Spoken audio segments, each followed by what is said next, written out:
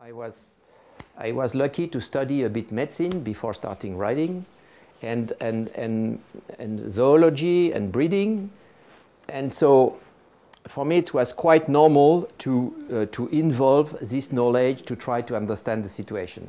And so there must be this triangle constantly. Huh? The horse is in the middle, and you study what you practice, because if you don't practice and school many different horses, your theory is nice, but it's just music.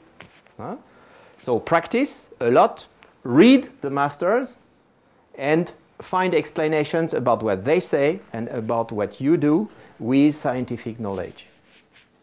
And I'm going to show you some results of this way. And afterward, naturally, you have to check that your conclusions are more effective. And then you have something to teach to your horses and to teach to your students, something very clear. Very frequently, there were students or listeners in clinics or lectures, whatever you want, who are saying, "You are incredible, you have an answer to each question." Yes, it's my job. I mean, how is it possible to teach something so complex than schooling horses without having a clear answer to a precise issue? I mean, this is not possible. This is the other way around, which is strange. Good. And so I'm accepting any question. Yeah, it's the challenge. So I would like now, we are going to clear up 2 or 3 fundamental dogmas in dressage, and we will see how right they are or not. Principles, are they okay or not?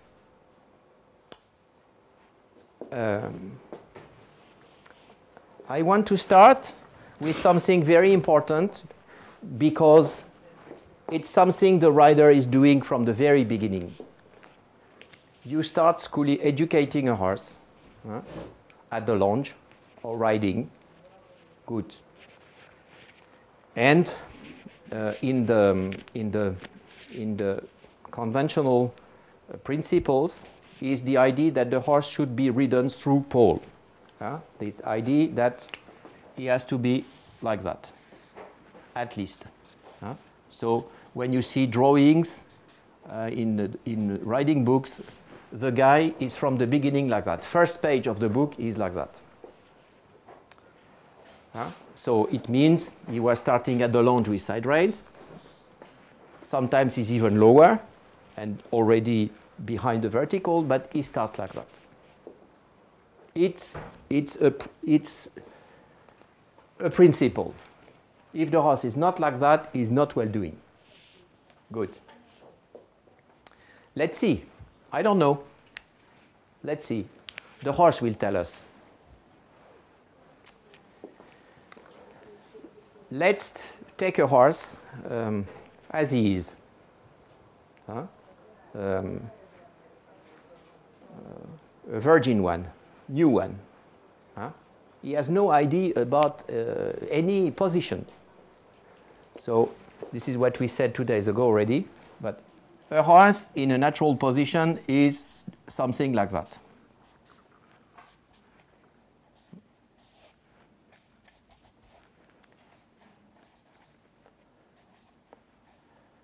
Okay, good. Looking far, because there are animals who need to know what is the situation in the surrounding. They absolutely need to hear and look, and in this position they can look far. Like that already less, and like this nothing. So this is also a fact already. Good. So the horse is like that. And let's experiment. So this horse, for instance, was educated at the lounge with a capstan, what is normal, a capstan, nothing else, and you were teaching him the basic education, understanding your voice, going walk, trot, canter, slow down, stop, And even more, if you are well lunging, you do small circle, big circle, change the direction in walk or in trot. At the lunge, if you are well doing, you can do serpentines if you want. Good. So the horse is educated. He has the first gymnastic. He already has to bend. He has to look to you. I mean, it's already a strong discipline. Good. And he's accepting the saddle. And there is a D-day. You start riding the horse. He's still at the lunge under control of the person who is lunging. And he's accepting the rider on the back. And there is a day, D-day, hour H and minute N, you take the reins for the first time. So, you take the reins. Just enough to tighten them, to take them straight. Good. So, you have this tension on both sides. Good. And you do nothing. And if you feel that the tension of the reins is growing, is increasing, what happened? If you do nothing, and if the reins, if the tension of the reins is increasing, what was the horse doing? He was putting his nose more forward. It means he was opening this angle. In other terms, to make it simple and clear, a horse is tightening the reins with his pole. Shocking, no? For people who never heard that. And it's a good thing that the horse is accepting to tighten the reins. A horse should accept to tighten the reins. If he's not, it means he's frightened. He's scared with the contact. So, first idea, a horse is tightening the reins by opening his pole. Keep this in mind. Good. First conclusion we could do.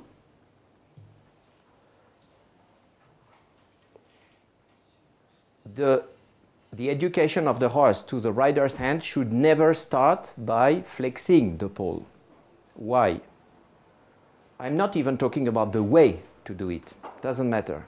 But if the horse is first learning to do that, he is first like this and he's doing that, the reins are tight at the beginning and then they are like this. In flexing the pole, and this is a natural movement, the horse will drop his head and come behind. Why he should not start doing that? Because he falls to the shoulders more and he comes behind. In other terms, he's more to the shoulders and refusing to tighten the reins. So, but then you can tell me, yeah, okay, but I take my reins a bit shorter to have the contact again. Yes, and he will do the same again. And so, endless. Endless. You start with a negative process, and soon or later, soon generally, you will be in big trouble. So, the first conclusion, I repeat, the horse should never start yielding to the rider's hand by flexing the pole. Do you understand? If it's not clear, you have to say, yes, but. It's laboratory experiment. I mean, it's something simple. Huh?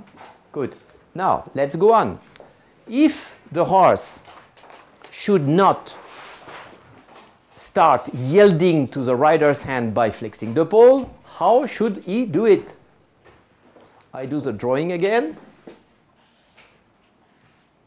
And I'm just accepting a natural position to start at, because I'm training a horse. I'm not training a guy who has been already conditioned by any strong system. He's like that. Your little hands are quiet here. Tight reins. Good. You tighten the reins. You look to the stars. to find inspiration, you don't move. And out of a sudden, the tension of the reins lessens. What happened? How was the horse doing that? If you do nothing and the horse is lightening the tension of the reins, it's because he is yielding with the lower jaw. He's yielding with the lower jaw and mobilizing the lower jaw and the tongue, and he starts playing with the bit because it's more comfortable for him. It's the only possibility. If the horse is not yielding, flexing the pole, what he should not start doing, then he can only do it with the mouth. And it's a good thing, because if we study a bit seriously physiology and biomechanics, this has a relaxing effect on the whole horse. So why not to start with a relaxing effect? Another more recent science, ethology, is also explaining that the mobility of the mouth and the tongue is one of the mimics in leadership between horses. You know, it's well known now when a horse when there is a conflict and they need to know who is the dominant one. The one who says, yes, okay, you are the boss, I let you decide, is doing. It's one of the first signs. So when you try to provoke by a special use of your hands, this we have to talk about later, when with the use of your hands from the very beginning, you provoke the mobility of the tongue and the lower jaw, you create relaxation in the relationship with the horse, plus a beginning of leadership behavior. Not so bad. Could be worse. But I repeat, the first lesson the horse should get to the use of your hand, it's not to flex the pole, one, because it's precious that the horse keeps the idea to tighten the reins. The first yielding to the rider's hand should be the mobility of the mouth. Is it clear? I know, you know, I was saying this to hundreds and thousands of persons who didn't want to hear it, but they never found one argument against. And then they are even more angry. So it's clear. You have to start by getting the mouth. So afterward, what can you do? As soon as the horse is giving a bit his mouth, so it means he's accepting the bit. He's accepting to talk with your hands, which is the minimum. I mean, it's a dialogue. There are two persons in this story. Not only one shouting and the other one shutting up. So first conclusions. If it's like that, the tight noseband is absolutely forbidden. Because it cannot be that the horse needs to mobilize the lower jaw and there is something preventing him from doing it. So the special noseband or the noseband which are this crank noseband, it's no question. If there is a noseband, it has to let the horse the possibility to clearly open his mouth. Other conclusions? No side reins at the lunge, no Schlafzügel, nothing, no instrument to force the flexion of the pole, because we said clearly that this is not the thing you should start with. Good. So maybe you start from the ground, maybe you start in halt, you start in walk, but you have to start with a polite, clever relationship with the mouth. Good. When the horse is a bit accepting the bit and understanding your hands, what can you do? Accepting and communicating. Then you have to start a gymnastic. Then you can start bending the neck. Because if you don't bend anything, you will not make the horse more flexible and more supple. So the bend of the neck. With the bend of the neck, you will extend the neck. Because you know that when a horse is bending a lot, there are muscles on both sides. I don't give details. So here it's the shoulders. Here, the ears and the pole, they are muscles, especially the muscles of the top of the neck. Huh? If you bend the horse a lot, he has to stretch the outside muscles a lot. He is shortening inside, but he is stretching outside a lot. And that's the reason why, in terms of biomechanics, we can say, we have to say, that there is an incompatibility between strongly bending and reversing the neck.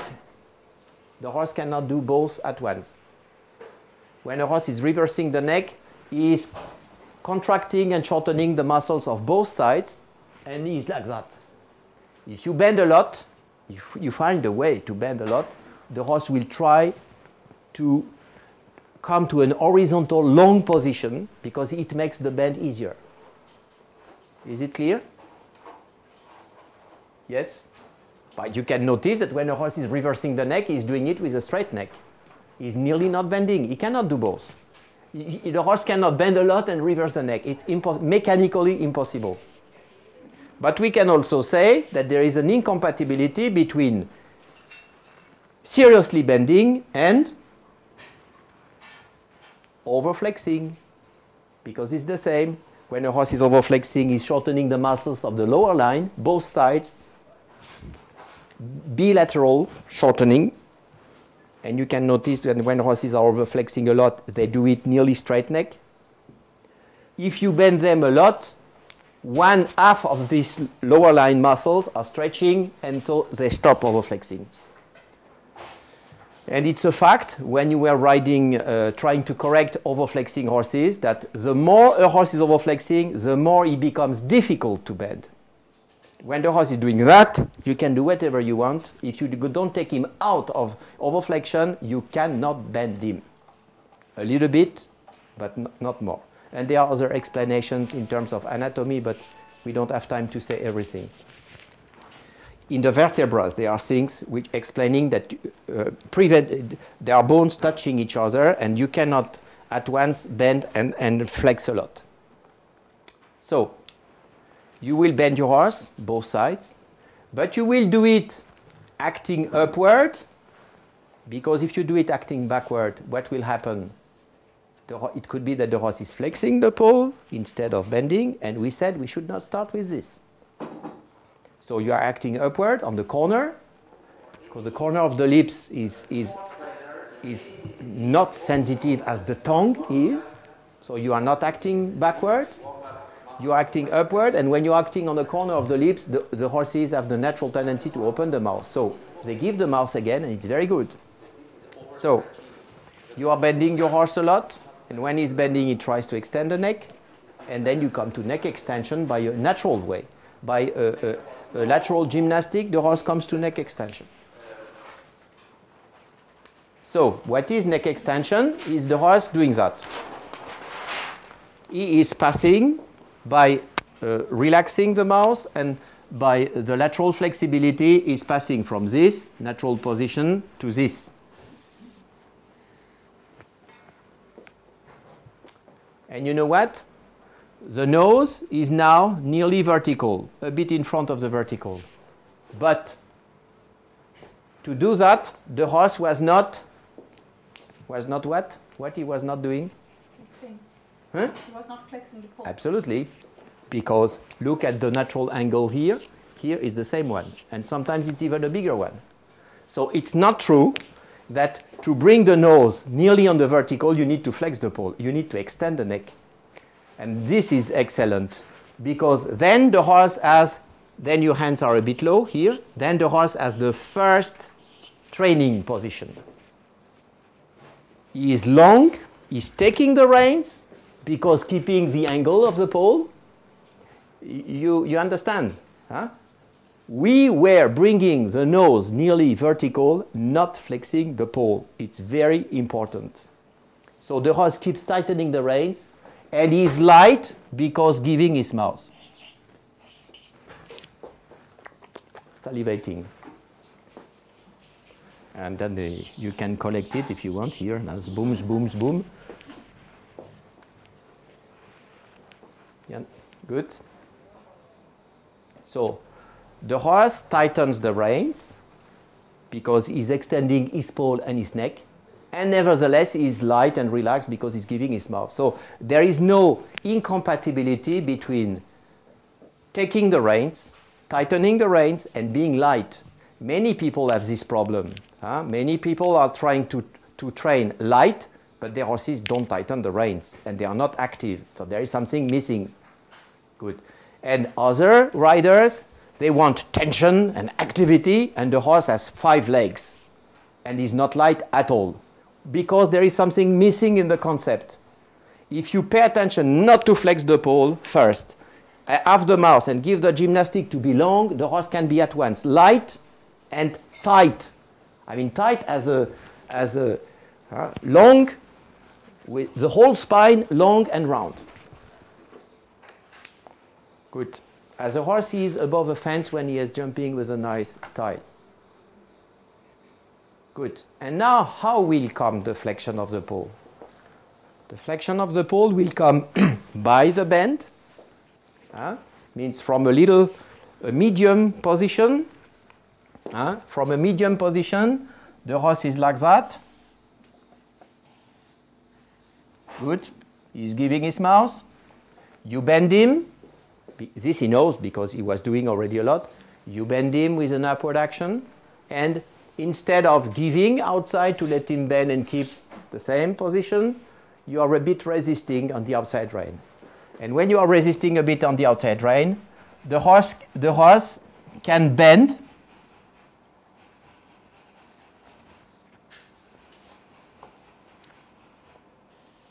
if he is flexing his paw. And so he will do that. This you saw already. The horse is bending, and if you are resisting outside, he has to flex his paw to go on bending. Good. So, at the end of the day, I don't say everything naturally because it's, you can write a book only on this subject. But at the end, by studying how the horse is and how he can do, there is a very precise rule which doesn't suffer any exception. We can write down right on the blackboard, white, which is white.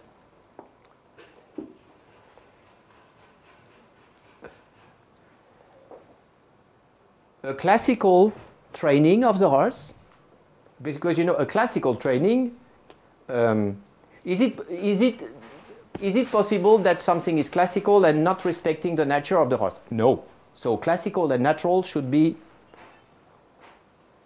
synonym. Good.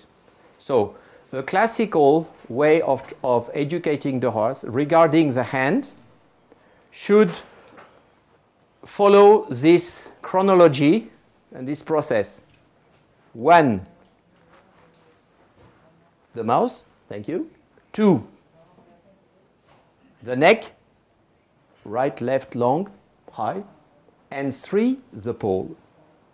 The flexion of the paw should result of, it's correct in English, should result of, or should result from, I don't know, should result from the relaxation, the horse well giving his mouth and relax, the complete flexibility of the neck both sides, and at the end the horse is flexing.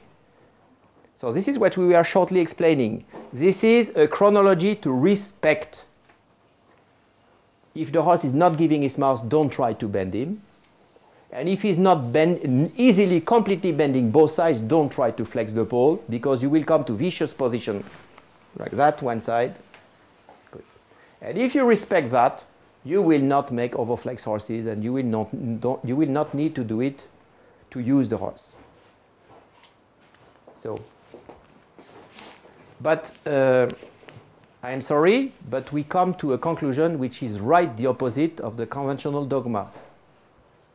Ride your horse through pole and don't bend him too much and tie the nose band. Sorry, we should do exactly the opposite. no crank nose bend. Care about the mouse first. Don't try to flex the pole first, sure not. Make him completely flexible, and at the end you get the pole.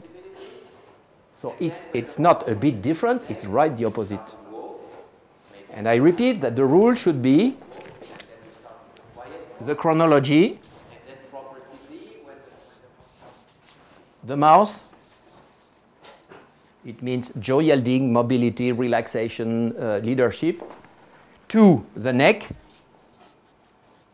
it means lateral flexibility, neck extension, good. And 3, flexion of the pole. And what is the right flexion of the pole? It's that one.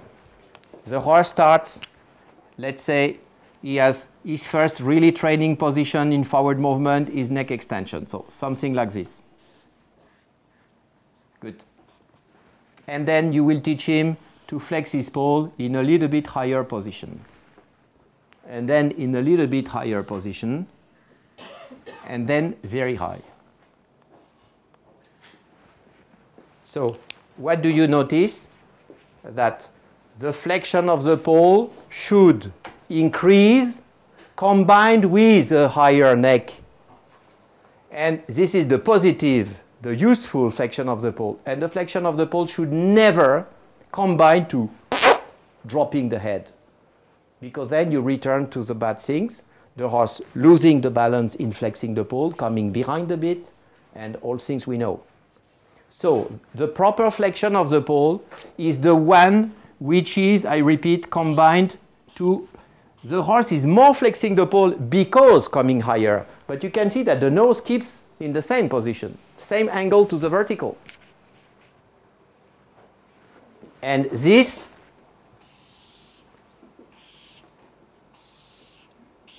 never. It's not yes, but. There is no yes, but. Never. In all what we explain, there is not one argument, a serious one. There is not one argument to do it. Not one. And that's the reason why it's not one of my obsessions. It has, the horses should not be trained overflexed. Doesn't matter the century we are, because it's always horses. This is the offer of other principles regarding the use of the hands. And so naturally with that, low hands and resisting, it's also over. Because you provoke the flexion of the pole by treating the mouse. So bing, bing, bing, bing, bing, something else. Another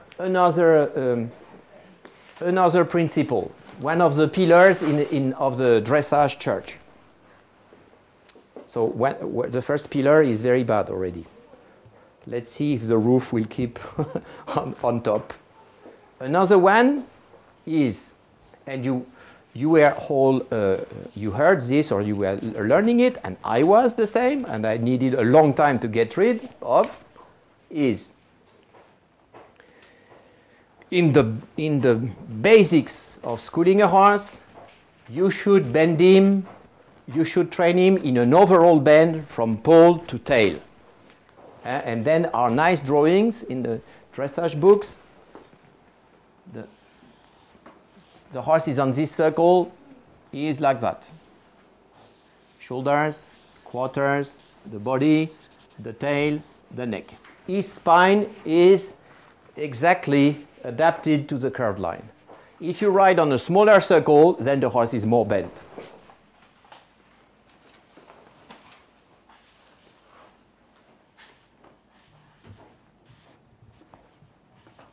And then you start to wonder if it's possible.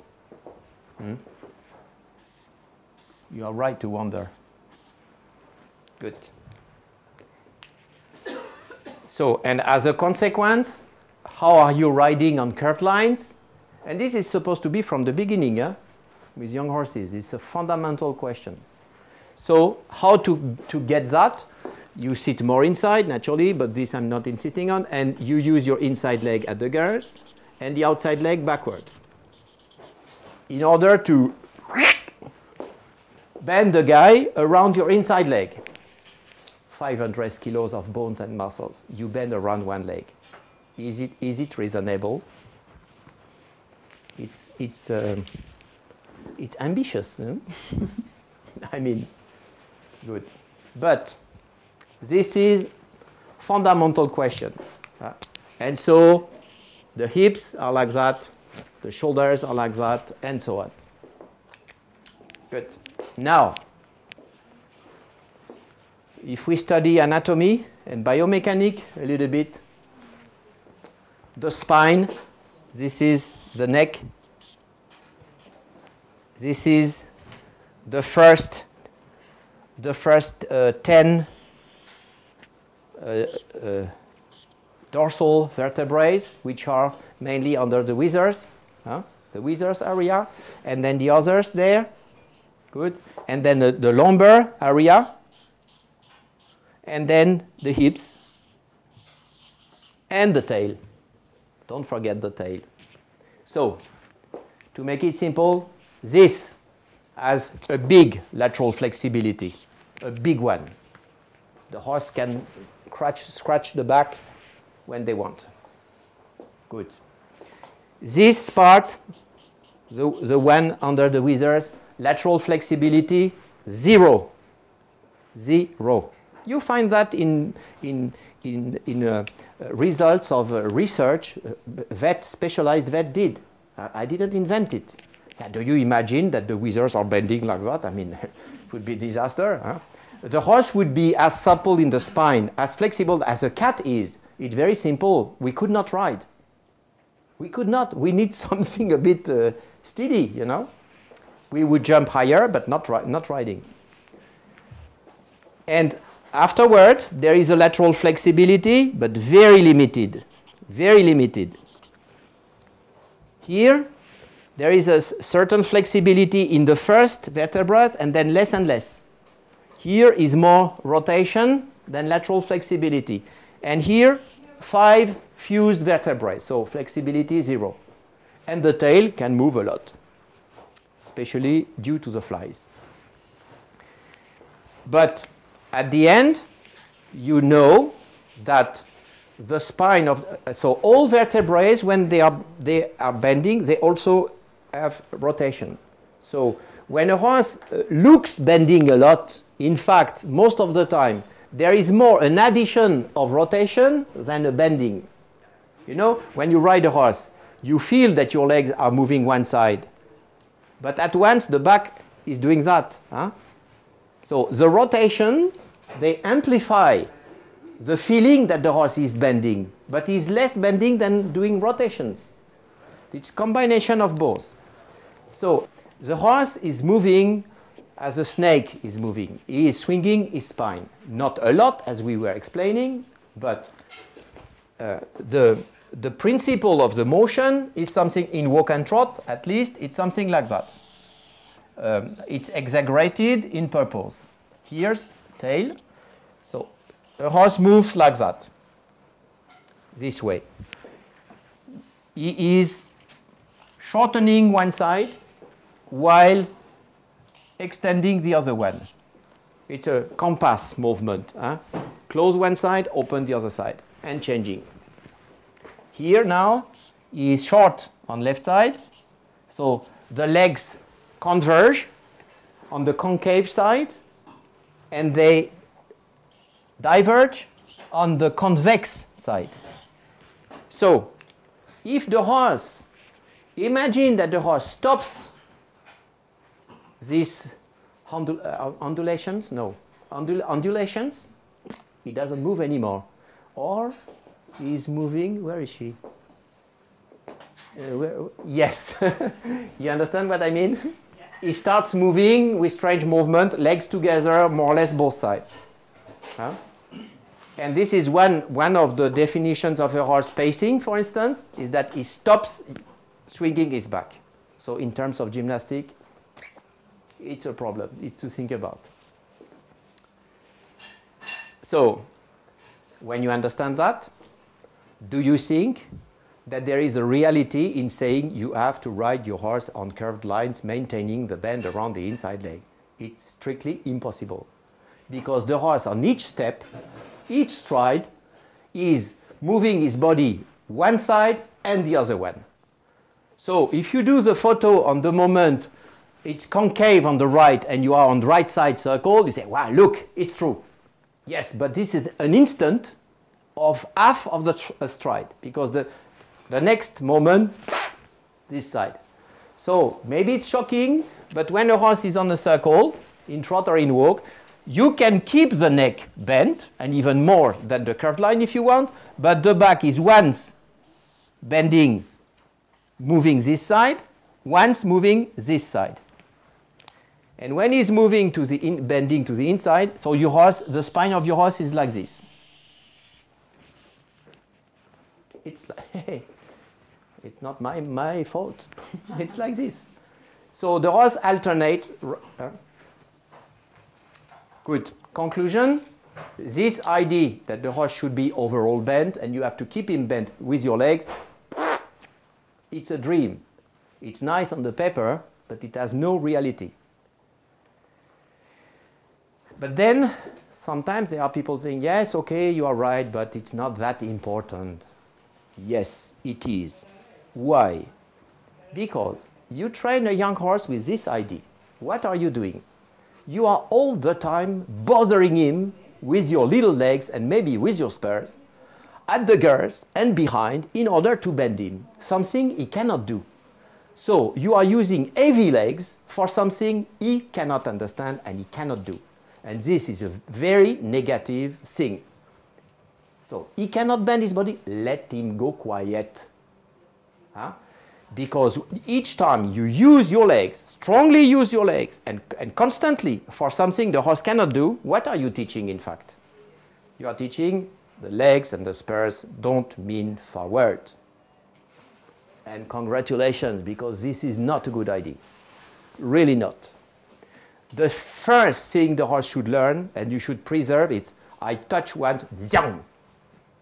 So start doing complicated things with your legs for something the horse cannot give, and you just spoil the sense, the message of your legs. And do you think that people riding, using horses to work as cowboys, gauchos, and others, they bother their horses to bend the body the whole day long to turn? Sure not, because I mean they would be dead after 1 hour. I mean, and you don't need that to turn. It's absolutely, it's a dogma. I mean, it's something you have to believe. Yeah, but now, sorry, I prefer to understand than to believe. If we talk about religion, yes, then I have to believe, but it's something personal, it's another question. Here, it's not philosophy, it's a horse. We study the horse, we know what is true, what is not, and then we make conclusions. Is it okay to do like that or not? So here, it's not at all. There is no reason to bother the horse with the legs to bend his body. What the legs can do when you ride on curved lines, I'm going to tell you. If you train a horse and you stop him and you say, hey, do you know what is the outside leg, what is the inside leg? He will say, are you crazy? I have no idea. A horse doesn't know what is inside leg, outside leg. He knows what your legs mean when you touch and go. But as long as the horse was not properly educated to shoulder in, which is inside leg acting, go this way, he has no idea about this leg, isolated leg. As long as the horse has not been properly educated to travers, I mean, go this way when I'm touching backward with this leg, he has no idea about what is an outside leg. So, another reason not to bother him with his legs together. When he knows a bit what is shoulder in, what is travers, in other terms, the horse is bent. So the reality, if I do a drawing, is this. And this you can see on photos, in very famous books, photos from the top. You see the bend of the neck, but you see nothing on the level of the back. Nothing. The back is swinging right, left, but it's not visible. You never see that. Never. Hundreds of photos. There is a famous book from Harry Bolt, for instance, you can see it. So you see that.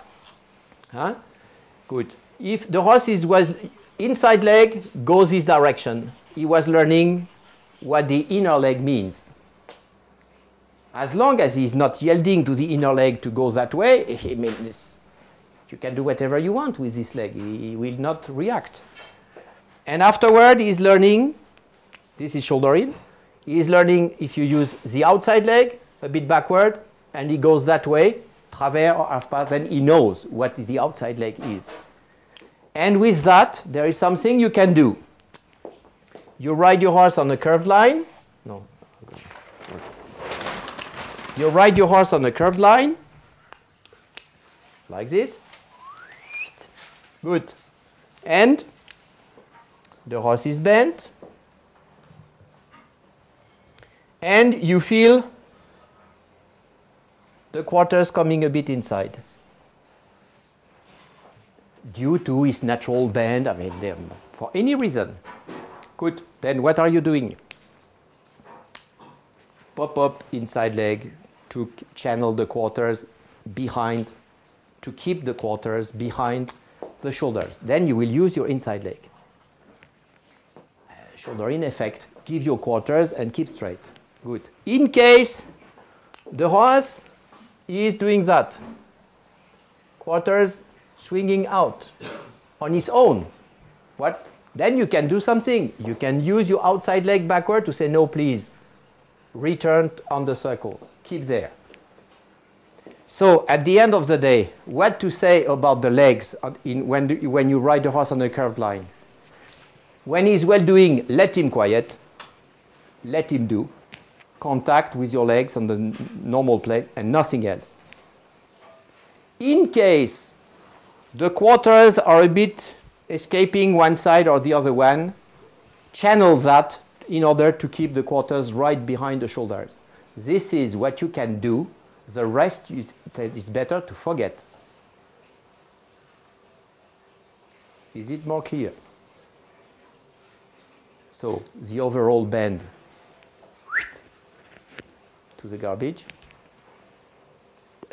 Educate the horse to what is the inner leg, what is the outer leg with the elementary sideway movement, and then you have the possibility to channel the quarters. And it's already a lot. Good. So, second pillar, boing, down.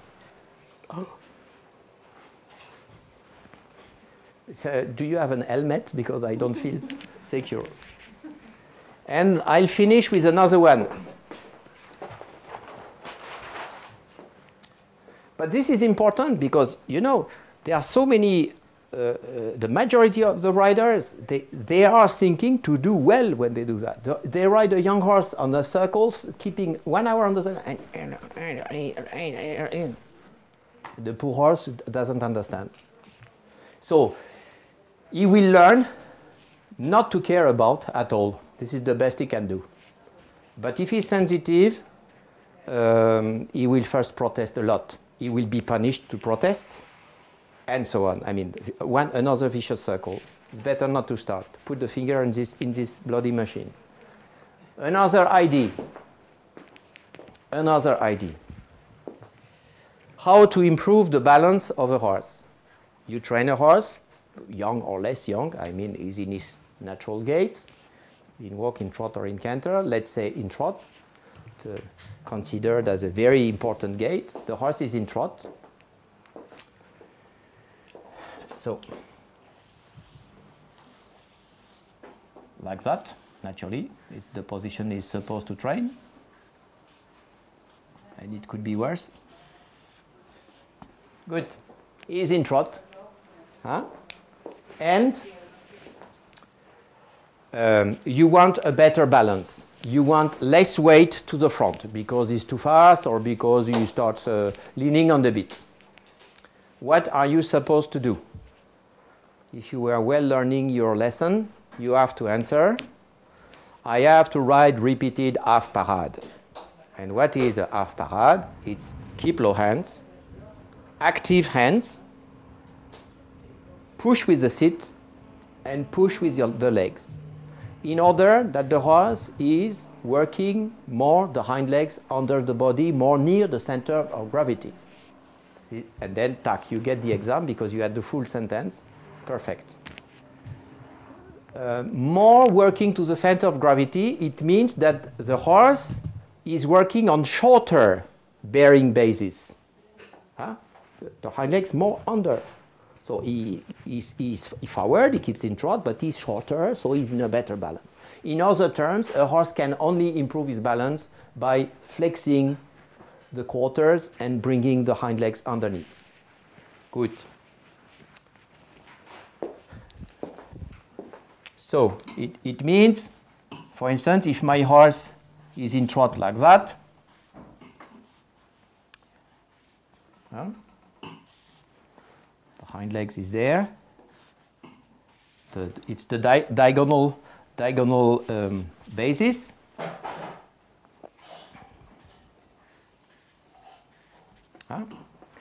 So this is the left front leg, and this is the right hind leg.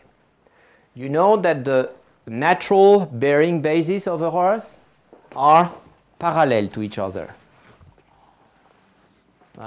It's when they are standing still with the right position, the legs are parallel.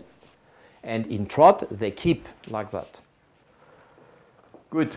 So, if I understood well, and there are drawings in riding books showing what I'm going to explain, the horse, after good repeated half parade, will not go on trotting like that. He will go on trotting like this.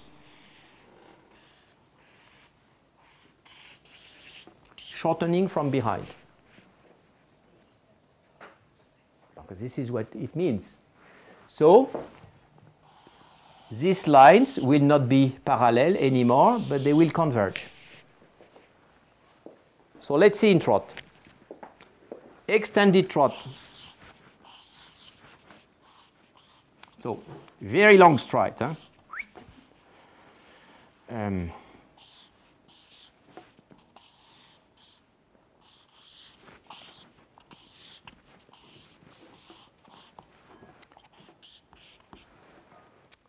You watch to the photos.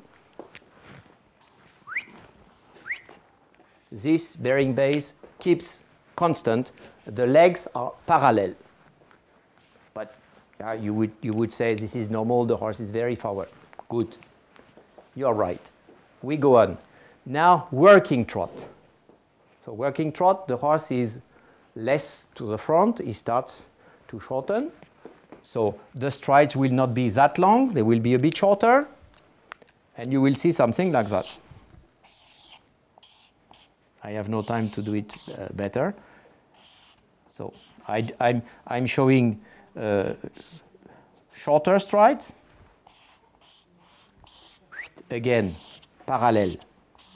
The same. Good, but it's not yet collected. Go on. So I don't do the drawing. Go on. Collected trot. When the horse starts to bounce a bit, shorter stride but higher. The diagonal bearing bases are keeping parallel. Wow, this is strange. The horse should be more under already because he had 100 of half parade, you know. And now the most collected trot you could imagine, which name is passage. So the horse has short steps, but is bouncing very high. You know, spoing, spoing, spoing. Then you look to photos, masters of the last century, the one before, nowadays, in the past. Yeah. So I do the drawing this time because it's useful. So the horse has very high movement. He's bouncing, he's very high, and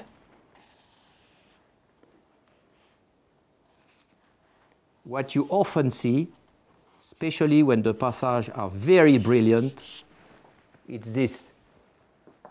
And so what? What happened? Who can tell me? The natural, normal bearing basis is that one.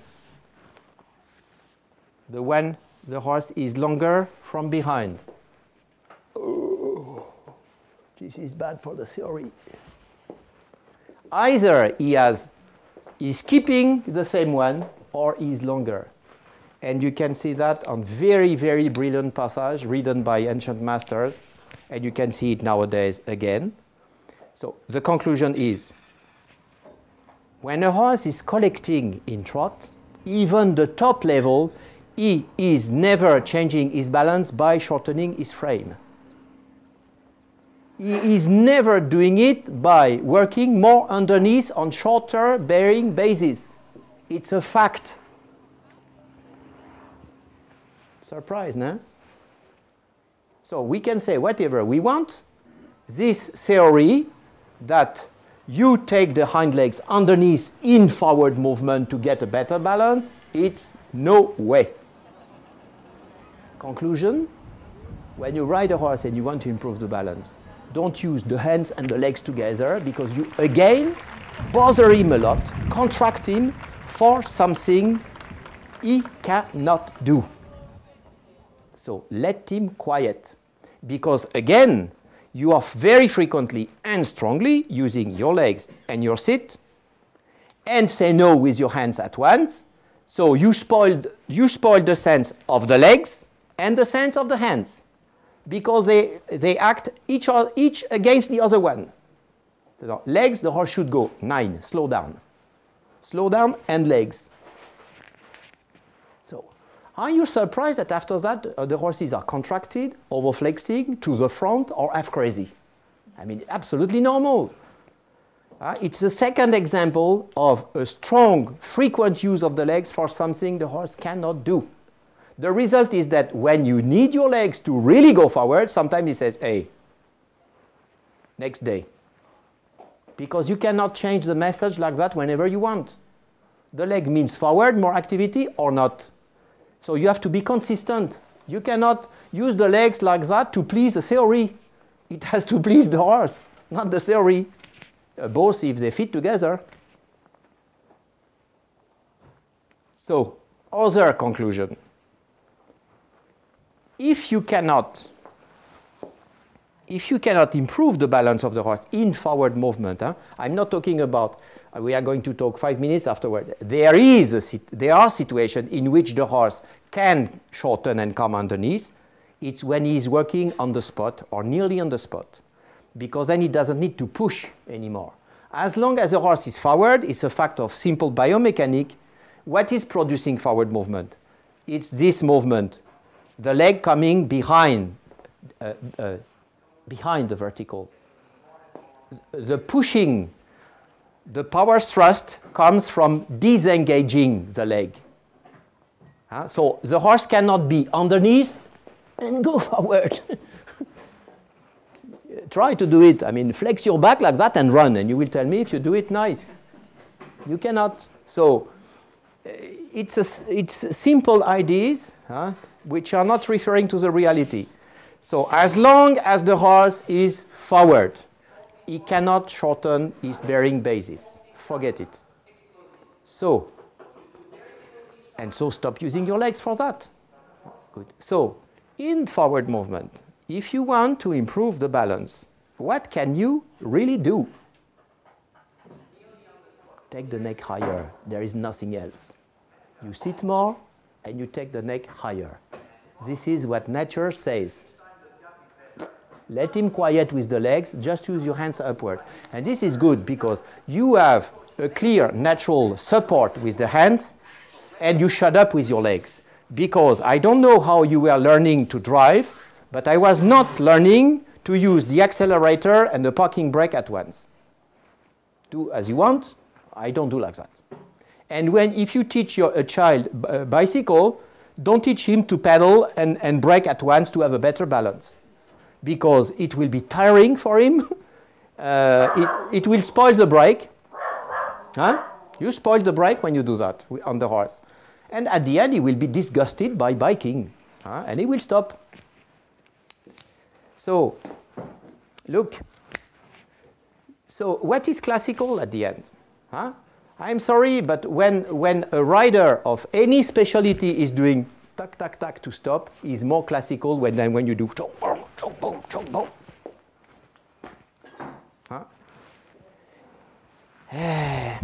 This is a fact. Afterward, when you are on another level of collection, for instance, when the horse is on the spot, or nearly on the spot, for instance in Piaf, then, I make the door free, it's very important. When the horse is nearly on the spot, then he can and he should flex and work on the knees. Because then he's shortening his frame, he's high in front, and he's doing Piaf, for instance, like that. Or very collected canter. The canter you do to approach a pirouette, the horse is on the bottom. But he's on the bottom because he doesn't need to push and go. He goes more this way. Do you understand? 3 dogmas to discuss seriously because they don't correspond to the reality of the horses.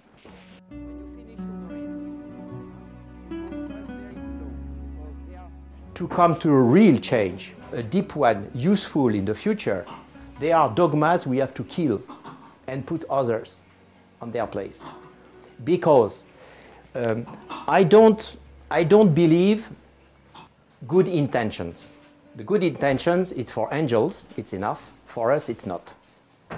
You know, because there are many nice sentences in the dressage books. You have to be nice, looking for harmony, the horse should be relaxed and dancing. Yeah, as long as we try to give a definition of a dream, we all agree. Do you remember in the meeting in Stockholm? Everybody agrees on the nice definition. Then, unfortunately, I was there and I said, listen, if you all tell me that it's better to be rich and handsome than awful and poor, I agree with you. What I would like is to know how to become rich. You know? Then I'm interested in. So it's not enough. And then it will be necessary to discuss principles which are the deep cause of the problems. As long as we just care about the effects, artificial result, we will have to put in question, to look for the cause of the problems, and this is which is to change. You can be an over-talented rider. You can also have very good horses. You can be over-talented horses and a very nice, very soft, honest one trying to do your best. If you school your horses, starting with long side reins at the lunge, if you educate them with low hands, if you do half parade all the time, pushing, resisting, and things like that, and if you bother him to bend his body, you will be in trouble. Because you bother the horse for things he cannot do. You do your best in an unnatural way.